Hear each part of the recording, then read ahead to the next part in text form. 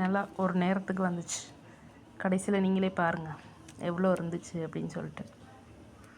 இந்த வீடியோ பிடிச்சிருந்தா லைக் பண்ணுங்கள்.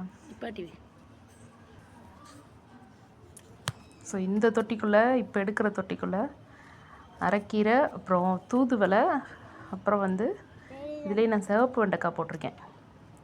ஒன்று தான் வந்துச்சு. இந்த இப்போ காமிக்கிறேன்ல, இதுதான் சிவப்பு வெண்டைக்காய். பாப்பா அது எப்படி வளர்ந்து வருதுன்னு. தூதுவளை செடி எக்கச்சக்கமாக வந்துருச்சு.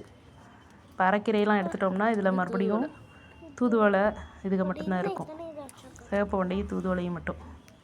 பக்கத்தில் இருக்கிறது ரோஸ் செடி, நீங்கள் ஆல்ரெடி பார்த்துருப்பீங்க. ஸோ கடைசியில் எவ்வளோ இருந்துச்சு அப்படின்னு சொல்லிட்டு மொத்தமாக காமிக்கிறேன். ஒரு கட்டு அளவுக்கு வரல, ஒரு அரை கட்டு வந்துச்சுன்னு சொல்லலாம். ஒரு கட்டு 10 ரூபான்னு வாங்குவோம்ல, அதில் பாதி இதுக்கு வந்துச்சு. எவ்வளோ சூப்பராக க்ரீனி